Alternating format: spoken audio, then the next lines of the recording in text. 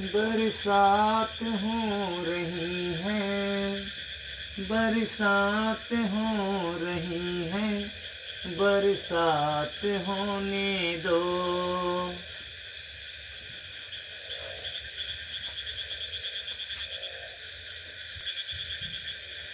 चलिए आज हम सॉल्व करते हैं प्रश्नावली 4.3 और पेज नंबर 97 बीटीसी का। इसका पेज नंबर 97 और प्रश्नावली 4.3 का प्रथम हिसाब जो है पहले ही सॉल्व कर चुके हैं और उसमें थोड़ा ज़्यादा टाइम लग गया था क्योंकि उसमें ज़्यादा हमको समझाना पड़ रहा था इसलिए।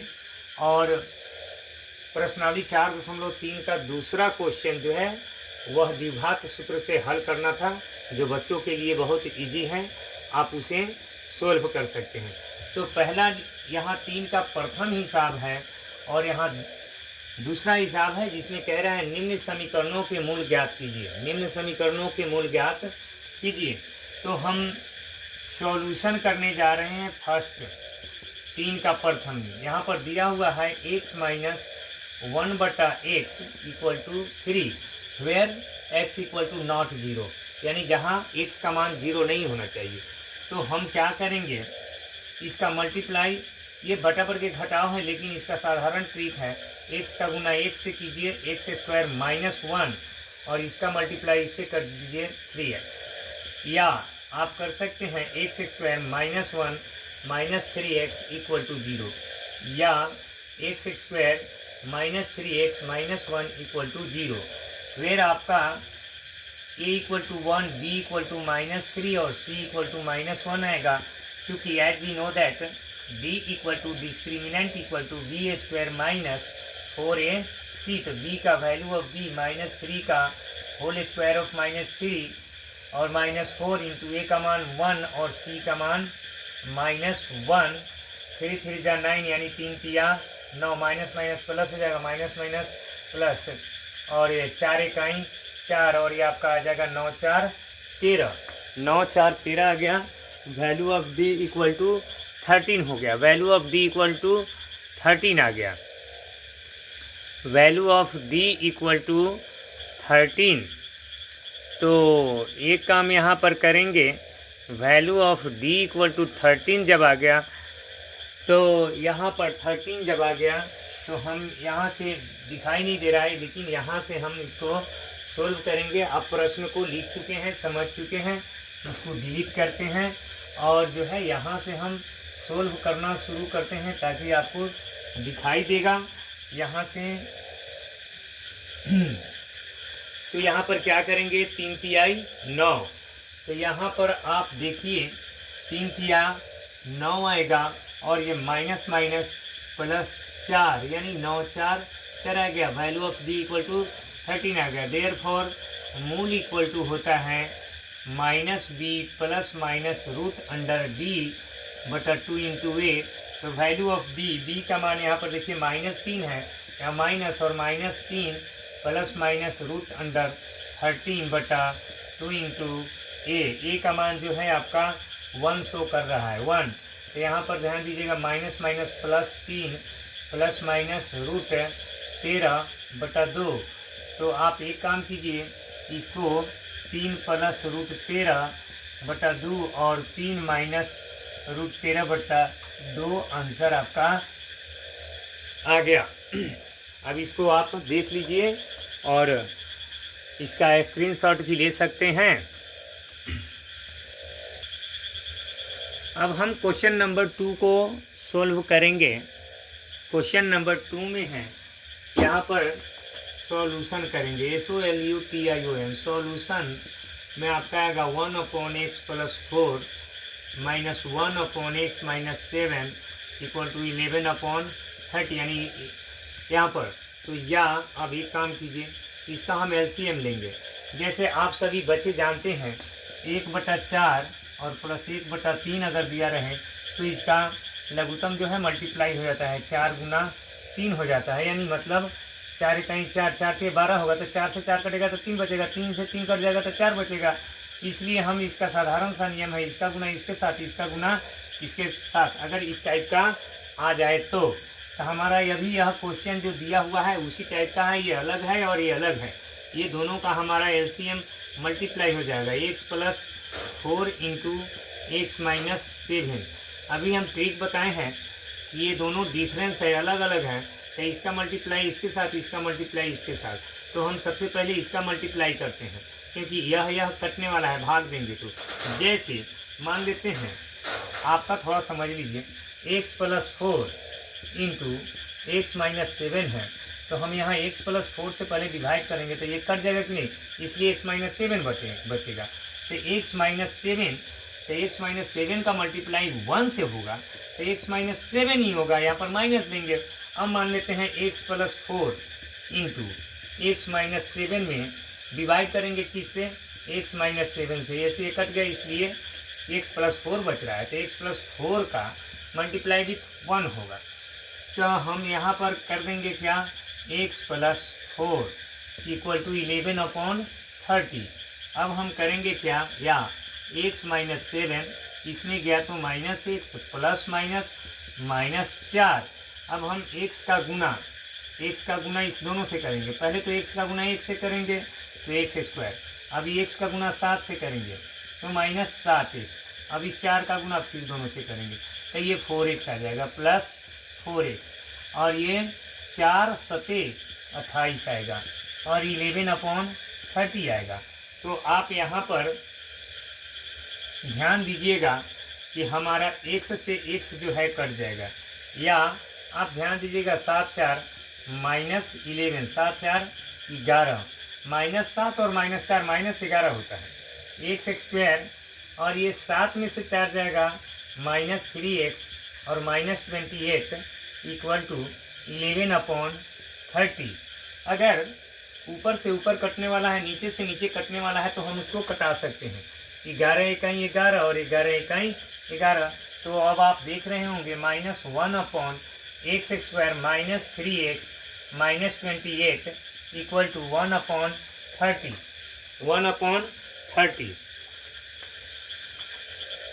1/30 ठीक है, दिखाई दे रहा है। और इसको इधर लाते हैं, हम इधर लाते हैं तो आप ध्यान दीजिएगा, x² -3x -28, हम किसी भी अंक का या किसी भी संख्या को 1 से गुना करते हैं तो वह ज्यों का त्यों हो जाता है। इस सारे का मल्टीप्लाई 1 से करेंगे तो ये जितना है उतना ही लिखाएगा। यहाँ पर हम लिख सकते हैं x² -3x और -28 = यहाँ पर 30 का मल्टीप्लाई विथ -1 होगा, तो माइनस हम 30 लिखेंगे। या अब एक काम करते हैं, x² -3x -28 उधर से इधर आया, प्लस 30 = 0। अब यहाँ पर x² -3x और 30 में से 28 जाएगा, +2 = 0। और इसको गुणनखंड विधि से 2 इकाई 2 2 1 3 और 2 इकाई 2 आपको पहले यह बता चुके हैं। x² -2x -x +2 = 0, या x × x -2 और -1 × x 1 दूना 2, यानी ये माइनस माइनस प्लस होगा, इसलिए हम यहाँ माइनस और यहाँ माइनस तो है ही, माइनस देंगे तभी तो होगा ना। या x - 1 × x - 2 = 0, therefore value of x = 1 and 2। Therefore इसका मूल जो है, मूल आपका निकल गया, मूल 1 और 2 हो गया। मूल जो है आपका 1 और 2 हो गया, मूल जो है 1 और 2 आ गया। चलिए अब हम क्वेश्चन नंबर 4 को सॉल्व करते हैं। क्वेश्चन नंबर 4 को सॉल्व करते हैं। क्वेश्चन नंबर 4 कह रहा है कि 3 वर्ष पूर्व रहमान की आयु वर्षों में का व्युत्क्रम और अब से 5 वर्ष पश्चात आयु के व्युत्क्रम का योग 1/3 है। उनकी वर्तमान आयु ज्ञात करनी है। सबसे पहले करना क्या है कि हमको उनकी वर्तमान आयु को मानना पड़ेगा कि उनकी वर्तमान आयु कितना है। सॉल्व। माना कि रहमान की वर्तमान आयु बराबर x वर्ष। माना कि रहमान की वर्तमान आयु बराबर x वर्ष। 3 वर्ष पूर्व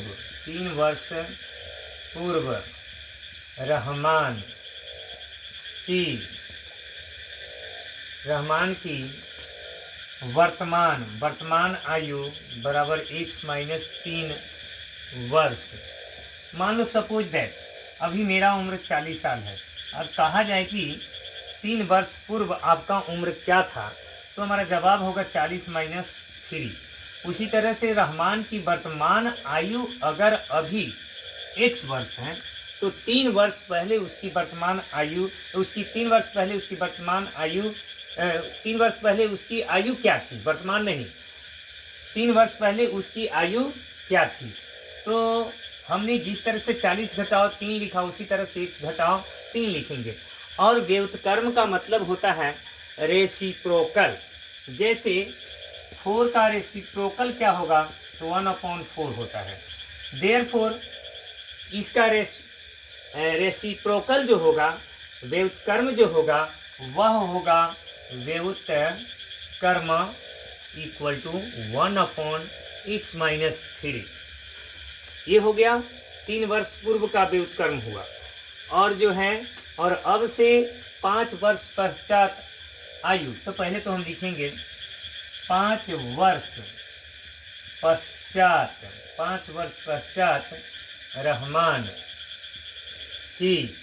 रहमान की आयु बराबर x प्लस 5 वर्ष आएगा, x प्लस 5 वर्ष आएगा।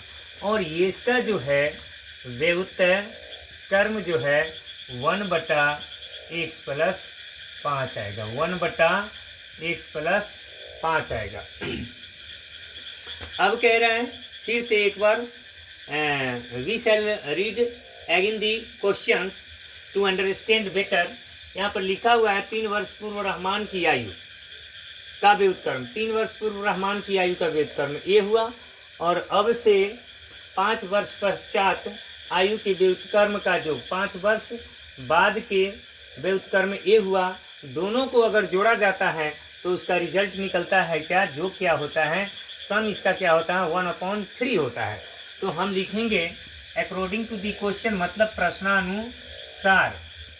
तो 1/x माइनस 3 और plus 1/x plus 5 equal to ये 1/3 हो गया। अब आपको हम आगे बढ़ाएंगे, जैसे पिछला हिसाब बना है उसी तरह से ये भी बनेगा। और आपको करना क्या है, मैं इस क्वेश्चन को अब यहाँ तक आप सही ढंग से देख लीजिए, और थोड़ा हम ऊपर से फिर नीचे आएंगे। इसको मिटाते हैं और मिटा करके जो है फिर से इसको ऊपर से हम नीचे लाएंगे। आप ध्यान से देख लीजिए और इसको लिख लीजिए फिर, क्योंकि फिर आपके सामने ये दोबारा बोर्ड पे लिखा हुआ नहीं आएगा और ऊपर से हम फिर सॉल्व करने जा रहे हैं। तो इसको हम मिटा रहे हैं, ध्यान से समझ लीजिए आप। तो यहाँ से अब एक काम करेंगे हम,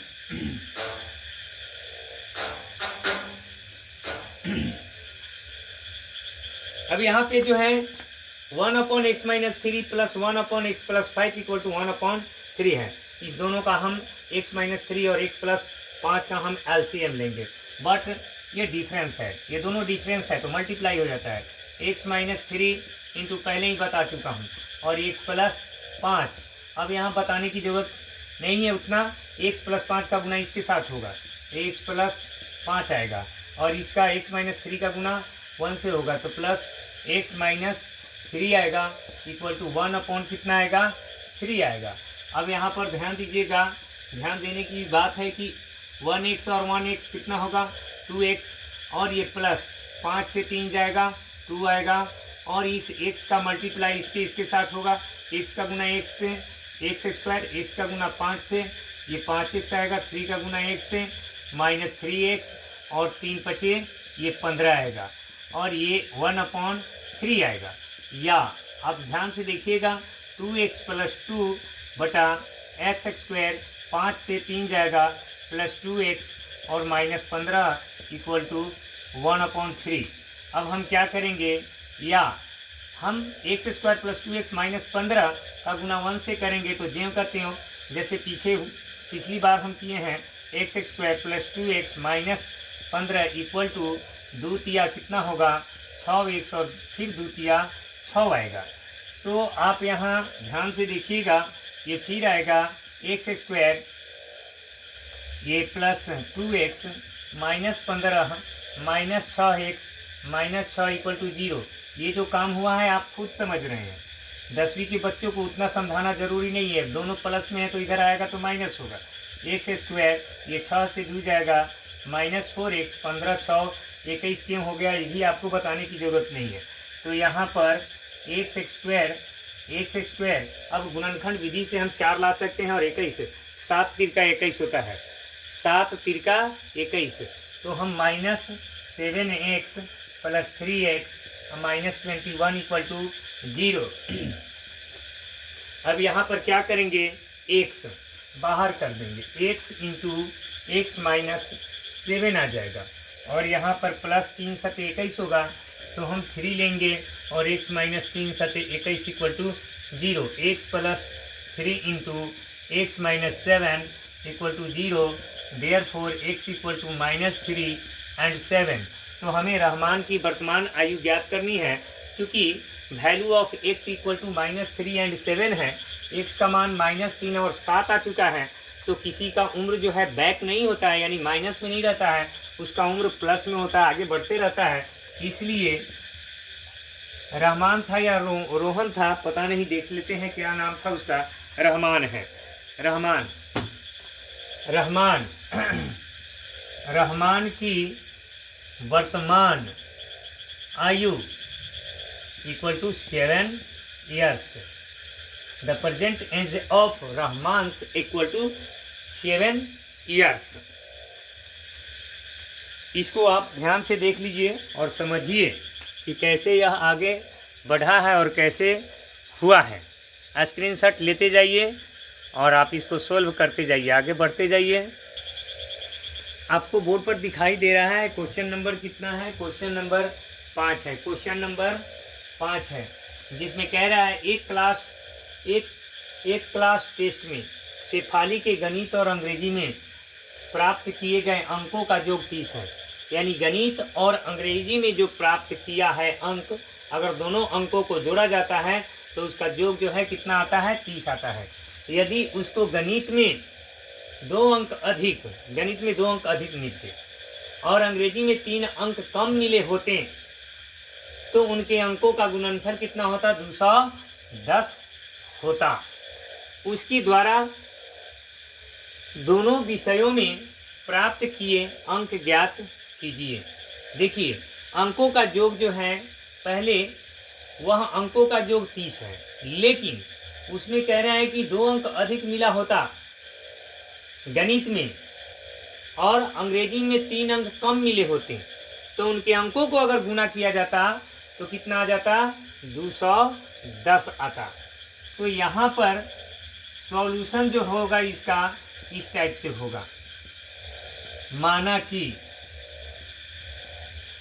पहले गणित है, तो गणित में प्राप्त अंक बराबर x, अंग्रेजी में प्राप्त अंक बराबर y नहीं, 30 माइनस x मान लेंगे, उस पर भी बनेगा, लेकिन यहाँ पर द्विघात समीकरण का हिसाब पढ़ रहे हैं आप। 30 माइनस x होगा, और 30 माइनस x हमने ऐसा क्यों लिखा, वाई बी राइट। सो इसका कॉज बताते हैं, क्योंकि आपको मैंने बताया है पहली संख्या प्लस दूसरी संख्या बराबर होता है योग। तो इसमें आप देख लीजिए कि ये वो गणित में 2 है, मान लो ये गणित हुआ और ये क्या हुआ, अंग्रेजी हुआ, तो गणित का x है, आई नहीं है दूसरी संख्या, ये योग जो है 30 है। तो आपको पता होना चाहिए दूसरी संख्या का सूत्र जो है वो 30 योग माइनस पहली संख्या यानी x, 30 माइनस x ही होगा। तो यहाँ पर आपका जो है अंग्रेजी में प्राप्त किए गए अंक जो है वो कितना है, 30-x है, 30-x है। प्रश्नानुसार, यहाँ पर प्रश्नानुसार लिखेंगे और प्रश्न को पढ़ेंगे। यहाँ पर फिर पढ़ेंगे अंकों का जो 30 है, यहाँ तक हम आ गए। यदि उसको गणित में 2 अंक अधिक मिलते, तो गणित में 2 अंक अधिक मिलते तो x+2 होगा भाई, पहले से x है तो और 2 जोड़ देना है तो x+2 होगा ही। और ये गुना का चिन्ह क्यों दे रहे हैं ये बताते हैं। 2 अंक अधिक और अंग्रेजी में 3 अंक कम मिले होते, तो अंग्रेजी में हमारा मिला हुआ अंक जो है 30-x और 30 कर देंगे, और इस दोनों को गुना करने पर 210 प्राप्त होता है, इसलिए यहाँ मल्टीप्लाई का चिन्ह दिया गया है, गुना का चिन्ह दिया गया है। अब आप देख रहे होंगे x+2 इंटू, और ये जो है 30 में से 3 जाएगा, 27-x = 210 होगा। तो आप यहाँ पर फिर से ध्यान दीजिएगा, इस x का गुना जो है 27 और 1 से होगा, तो पहले तो 27 से होगा और x का गुना 1 से होगा -x², और जो है फिर 2 का गुना इस दोनों के साथ होगा तो 27 दूना 54 हो जाता है, और ये 2 का गुना 1 से होगा -2x, और जो है क्या करेंगे उधर से इधर ले आते हैं, -210 = 0, 210 = 0। आप यहाँ एक बार इसको ध्यान से देख लीजिए, उसके बाद में फिर जो है ऊपर से हम प्रोसेस करेंगे, ऊपर से आएगा प्रोसेस, तो आप देख लीजिए।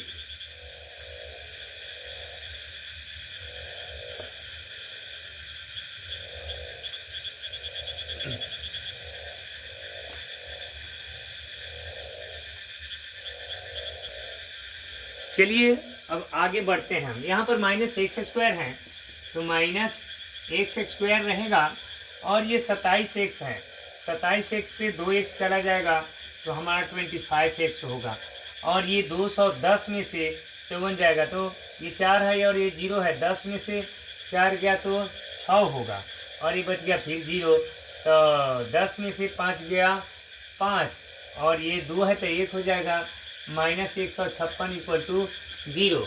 अब एक काम कीजिए, या माइनस को हटा दीजिए, यहाँ माइनस से गुना कर दीजिए, -x² + 25x -156 = 0। ये माइनस माइनस क्या होगा, +x² ± -25x -+ 156 = 0। तो हम क्या करेंगे, 156 का गुणनखंड करेंगे, 156 का गुणनखंड करना होगा आपको।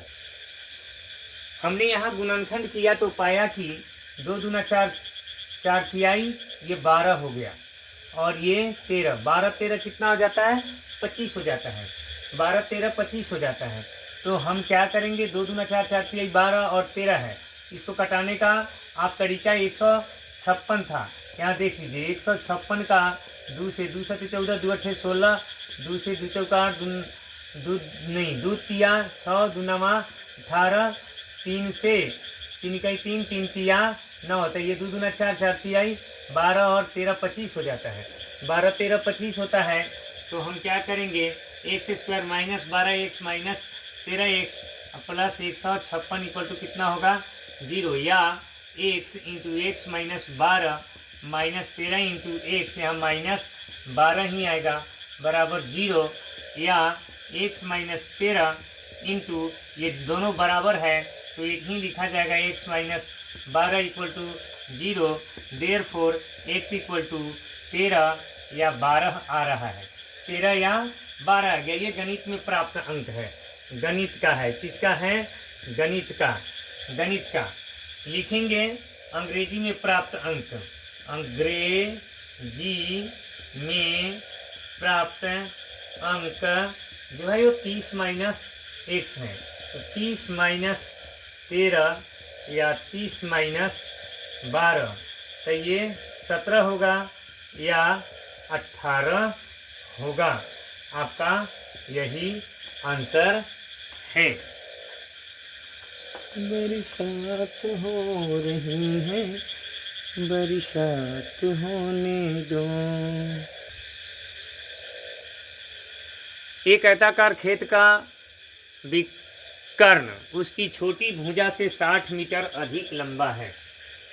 यदि बड़ी भुजा छोटी भुजा से 30 मीटर अधिक हो तो खेत की भुजाएं ज्ञात करनी है। अब सबसे पहले यहाँ यह क्वेश्चन नंबर कितना है? क्वेश्चन नंबर ये 6 है। क्वेश्चन नंबर 6 है। क्वेश्चन नंबर 6 है। एक आयताकार खेत। सबसे पहले आपको जानना जरूरी है कि आयत के बारे में। ये आयताकार खेत है। सपोज दैट, मान लो ये आयताकार खेत है। एक आयताकार खेत का विकर्ण, सबसे पहले ये आयत का लंबाई होता है और ये होता है चौड़ाई। ये चौड़ाई होता है और ये जो होता है आपका लंबाई, ये लंबाई होता है और ये चौड़ाई होता है। और ये वाला पार्ट जो होता है, ये वाला लाइन जो होती है, इसी को हम क्या कहते हैं? विकर्ण कहते हैं। क्या कहते हैं? विकर्ण कहते हैं। तो अब इसको हम समझेंगे। मान लेते हैं सपोज दैट ABCD एक आयत है और AC इसका विकर्ण हुआ, BC और AD लंबाई हुआ, AB और DC जो है इसका क्या हो गया? चौड़ाई हो गया। चौड़ाई हो गया। तो करना क्या है? तो एक आयताकार खेत का विकर्ण उसकी छोटी भुजा से 60 मीटर अधिक लंबा है। ये छोटी भुजा चौड़ाई हो गया। मान लिया कि इसको हम चौड़ाई ना मान करके समझाने के लिए ये छोटी भुजा हम लिख देंगे स्पष्ट। छोटी भुजा और ये बड़ी भुजा। तो माना कि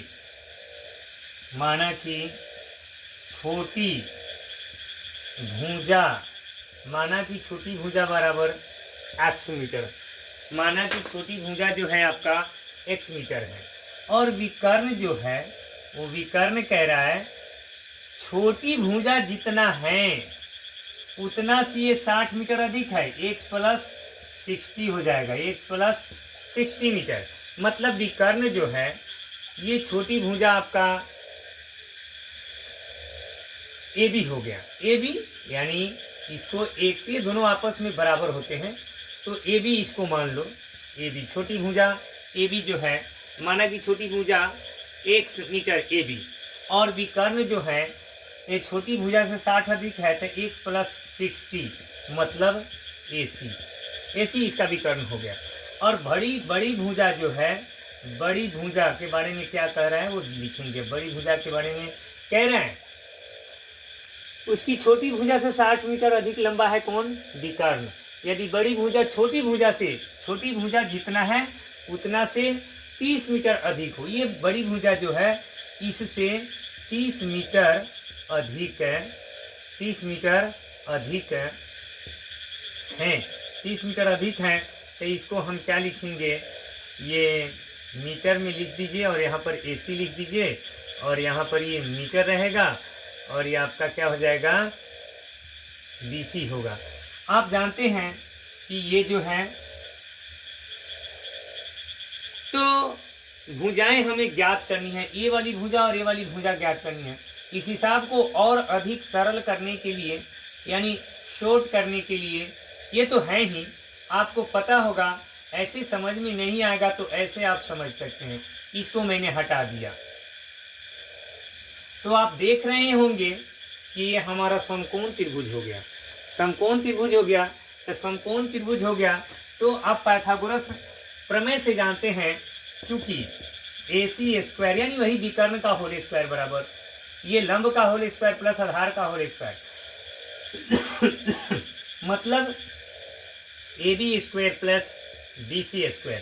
AC का मान जो है आपका x + 60 का whole square equal to AB का मान x² प्लस यहाँ पर BC का मान जो है आपका BC का मान यहाँ निकला हुआ है x + 30 का होल स्क्वायर। अब यहाँ पर आप आ जाइए। अब यहाँ पर करेंगे क्या? ये a + b का होल स्क्वायर आ जाएगा। a + b का होल स्क्वायर तो हम क्या करेंगे? या x² + 2 a का मान x b का मान 60 और प्लस 60 का होल स्क्वायर इक्वल टू ये आपका आ जाएगा x² प्लस ये आपका आ जाएगा a + b का फिर होल स्क्वायर हो जाएगा। तो ये आपका आ जाएगा x² + 2 a का मान x b का मान 30 प्लस 30 का होल स्क्वायर। तो यहाँ पर आप ध्यान दीजिएगा, ये आपका आ जाएगा एक्स स्क्वायर प्लस 60 गुना 120 एक्स प्लस 6 1 36 यानी 3600 इक्वल टू एक्स स्क्वायर क्या होगा 2x स्क्वायर प्लस 2 तिहाई 6 यानी 30 गुना 60 एक्स 3 तिया 900। या आप एक काम कीजिए 2x स्क्वायर प्लस यहाँ 60x हैं और प्लस 900 है, इसको ले जाएंगे उधर तो minus x square minus 120 x minus 3600 बराबर आपका क्या आ जाएगा 0। या आपका आएगा 2x स्क्वायर से एक्स स्क्वायर जाएगा तो एक्स स्क्वायर और 120 से 60 जाएगा तो माइनस 60x और 3600 में से 900 जाएगा तो माइनस 2700। तो यहाँ पर 2700 का गुणनखंड करेंगे तो 9 त्रिका कितना होता है 27, 90 और 30 यानी कि एक एक जीरो बैठा देंगे x square minus 90x plus 30x minus 2700 equal to 0। यहाँ पर ध्यान दीजिएगा x into x minus 90 plus 30 into x 3 9 27 यानी 30 90 का गुना होगा तो 2700 आएगा बराबर 0। या x plus 30 into x minus 90 0 x equal to आपका माइनस 30 और ये 90 आएगा। तो x का मान जो है हमारी छोटी भुजा है, छोटी भुजा जो है छोटी भुजा को x माना गया है, छोटी भुजा को x माना गया है, तो छोटी भुजा को x माना गया है। तो यहाँ पर छोटी भुजा बराबर 90 मीटर आएगा। और हमारा बड़ी भुजा भी ज्ञात करना है, तो यहाँ बड़ी भुजा हम निकाल देते हैं। बड़ी भुजा जो है वह बड़ी भुजा इक्वल टू एक्स प्लस 30 है, तो 90 प्लस 30 इक्वल टू 120 मीटर आपका निकल गया। ये 90 मीटर और बड़ी भुजा छोटी भुजा 90 मीटर, बड़ी भुजा आपका निकल गया 120 मीटर। बरसात हो रही है, बरसात होगा। चलिए यहाँ देखिए, दो संख्याओं के वर्गों का अंतर 180 है। दो संख्या है जिनके वर्ग करके अगर घटाया जाए तो 180 आता है। छोटी संख्या का वर्ग, छोटी संख्या जो है उसका अगर वर्ग किया जाता है तो बड़ी संख्या का 8 गुना है। दोनों संख्याएं ज्ञात कीजिए। यहाँ पर अब हम सॉल्व करते हैं। सॉल्यूशन यहाँ पर ध्यान दीजिएगा, माना कि बड़ी संख्या बराबर x, छोटी संख्या बराबर y। प्रश्नानुसार दो संख्याओं के वर्गों का अंतर 180 है। तो यहाँ पर बड़ी संख्या का वर्ग माइनस छोटी संख्या का वर्ग बराबर 180 हो जाएगा। First equation.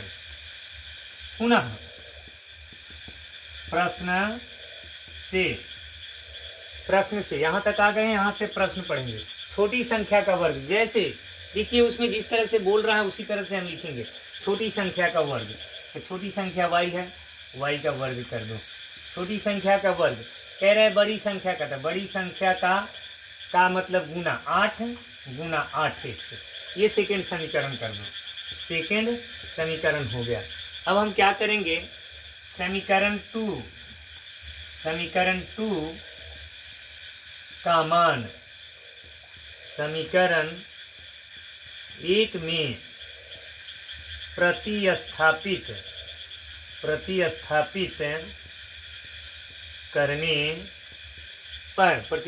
करने पर तो यहाँ पर समीकरण 1 जो है आपका x square minus y square बराबर 180 है।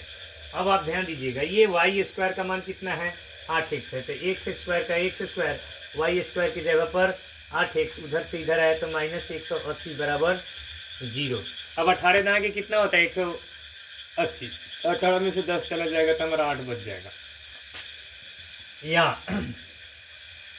X square minus 18x plus 10x, तब 18 में से 10 जाएगा तो 8 है, और माइनस यहाँ पर 180 इक्वल टू कितना होगा 0। अब यहाँ पर ध्यान दीजिएगा x इंटू एक्स माइनस 18 अब प्लस 10 इंटू एक्स, 18 कहाँ के 180 बराबर 0, या x plus 10 into x minus 8 equal to 0, तो x इक्वल टू माइनस 10 और ये 18 आ जाएगा। यानी बड़ी संख्या जो है आपका, बड़ी संख्या जो है वह 18 आ गया। और चूँकि छोटी संख्या y स्क्वायर 8x, तो y स्क्वायर बराबर 8 गुना 18, तो y स्क्वायर बराबर 18 144 आएगा, 144। तो y स्क्वायर बराबर 12 का होल स्क्वायर, स्क्वायर से स्क्वायर कट गया, तो आपका y बराबर कितना आ गया, यहाँ पर 12 आ गया। इसलिए इसको जो है छोटी संख्या हो गया, छोटी संख्या इक्वल टू 12, छोटी संख्या 12। यहाँ पर आपके सामने क्वेश्चन नंबर 8 आ चुका है। क्वेश्चन नंबर 8 है। क्वेश्चन नंबर 8 कह रहा है एक रेलगाड़ी एक समान चाल से 360 किलोमीटर की दूरी तय करती है। एक रेलगाड़ी एक समान चाल से, यानी स्पीड उसका एक समान है, चाल एक समान है, 360 किलोमीटर की दूरी तय करती है। यदि यह चाल 5 किलोमीटर प्रति घंटा अधिक होती, यानी जो पहले चाल था वह चाल न रह करके 5 किलोमीटर प्रति घंटा, जैसे पहले 40 जाता है तो अब 40 न जा करके 45 जाएगा, 5 किलोमीटर प्रति घंटा अधिक होती तो वह उसी यात्रा में 1 घंटा कम समय लेती। तो जब स्पीड बढ़ेगा तो समय कम लगेगा, आप लोग समझ ही रहे हैं। रेलगाड़ी की चाल ज्ञात कीजिए। तो यहाँ पर सॉल्यूशन में पहले आप रेलगाड़ी की चाल ज्ञात कर लीजिए। माना कि रेल गाड़ी की चाल बराबर x किलोमीटर प्रति घंटा, दूरी जो है 360 किलोमीटर है। तो चूँकि समय बराबर दूरी बटा चाल होता है तो 360 बटा x घंटा। अब कह रहा है यदि यह चाल 5 किलोमीटर अधिक होती तो 5 किलोमीटर प्रति घंटा चाल अधिक होने पर रेल गाड़ी की चाल जो है वह x प्लस 5 किलोमीटर प्रति घंटा हो जाएगा, क्योंकि ये चाल है तो उसमें ही जुटेगा। और इसलिए समय बराबर दूरी बटा क्या होगा चाल, तो आपका दूरी जो है 360 बटा x प्लस 5 घंटा। अब प्रश्न को हम पढ़ेंगे। प्रश्न को आप देखते रहिए, एक बार प्रश्न को पढ़ेंगे। प्रश्न को पढ़ेंगे तो यहाँ कह रहा है प्रश्नानुसार में जाएंगे। प्रश्नानुसार यहाँ से पढ़ेंगे। यदि यह चाल 5 किलोमीटर प्रति घंटा होती तो वह उसी यात्रा में 1 घंटा कम समय लेती। तो 5 किलोमीटर अधिक चाल होने पर जो है समय क्या लगा है, तो 360 बट्टा x प्लस 5, जो पहले समय लगा है उतना समय नहीं लगता, उसमें 1 घंटा कम समय लगता है। तो 360 बट्टा x माइनस 1 आ जाएगा आपका। अब यहाँ पर हम अगला काम करेंगे। तो एक काम कीजिए, 360 बटा x प्लस 5 माइनस उधर से इधर आएगा 360 बटा x बराबर माइनस 1 आ जाएगा, माइनस 1।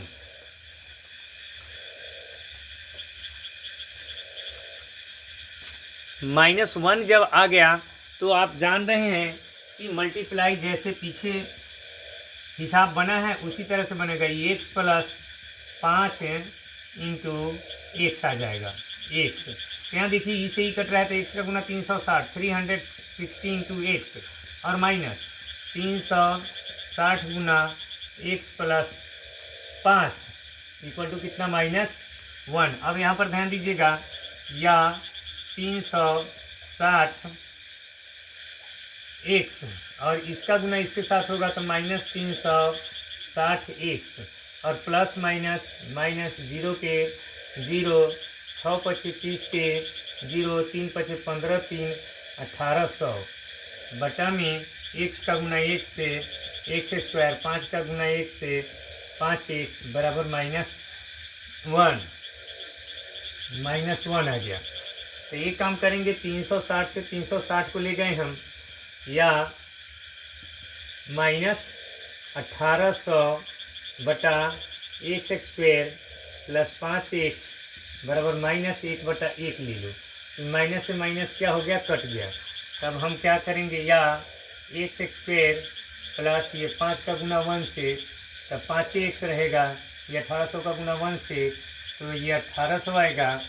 तो ये आपका आ जाएगा x square plus 5x minus 1800 बराबर 0। 1800 बराबर 0। अब यहाँ ध्यान से देखिएगा, 1800 का गुणनखंड किए हैं तो आप देख रहे हैं 9 दूना 1800, 2 से 4 दूना 8, 1 बचा, 5 दूना 10, 0, 2 से 2 दूना 4, 2 दूना 4, 2 पचे 10, 3 7 21, 3 पचे 15, 3 दूना 6, 3 पचे 15, 50 25। तो यहाँ पर आप ध्यान दीजिएगा, 2 दूना 4, 4 दूना 8 और 8 पचे 40 और ये 3 तिहाई 9 पचे, 3 तिहाई 9, 9 पचे 45। तो देखिए 45 में से अगर 40 जाता है तो कितना बचेगा, 5 बचेगा। तो हमारा 45 और 40 का कॉम्बिनेशन आ रहा है। तो हम यहाँ पर क्या करेंगे, अब यहाँ पर ध्यान दीजिएगा, x square plus 45x minus 40x और यहाँ पर माइनस 1800 बराबर क्या करेंगे, 0। या अब ध्यान दीजिएगा, x into x plus 45 into minus 40 into x plus देंगे, माइनस प्लस माइनस यानी कि यहाँ पर 45 आएगा 0, या x minus 40 into x plus 45 equal to 0। तो आप समझ रहे हैं x का मान जो है 40 आएगा और माइनस 45 आएगा। तो रेलगाड़ी की चाल जो है वह, ये रेलगाड़ी की चाल ये 40 से माइनस है 45, तो हम आगे बढ़ते हैं न कि पीछे जाते हैं, इसलिए रेलगाड़ी की चाल जो है वह 40 किलोमीटर प्रति घंटा हो जाएगा। इसलिए रेलगाड़ी की चाल जो है 40 किलोमीटर प्रति घंटा। और लास्ट में आज इतना ही तक हम बनाते हैं। इसमें 3 क्वेश्चंस अभी बाकी रह रहे हैं, 9, 10, 11। इसमें थोड़ा टाइम लगेगा, लॉन्ग क्वेश्चन है, इसको अगले दिन हम बनाएंगे। और आप लोगों से विदा लेना चाहते हैं, सी ऑफ गुड नाइट। बट जाते जाते आपको एक बात बतलाएंगे, इस बात को हमेशा आप याद रखें, united we stand, united we stand and divided, divided we fall. इसका अर्थ हुआ united we stand and divided we fall. इसका मतलब होता है कि एकता से हम लोग खड़े होते हैं या आगे बढ़ते हैं, और डिवाइडेड वी फॉल यानी बंटवारे से जो है हम लोग पतन की तरफ जाते हैं। Show always, so always remember, remember this sentence, sentence in your life, in your life. और स्टूडेंट्स के लिए एक यहाँ सेंटेंस है, जो यह सेंटेंस है, early to bed and early to rise makes a man healthy wealthy and wise. So आपसे रिक्वेस्ट है कि सुबह में उठ जाएं और सुबह से स्टडी चालू कर दें।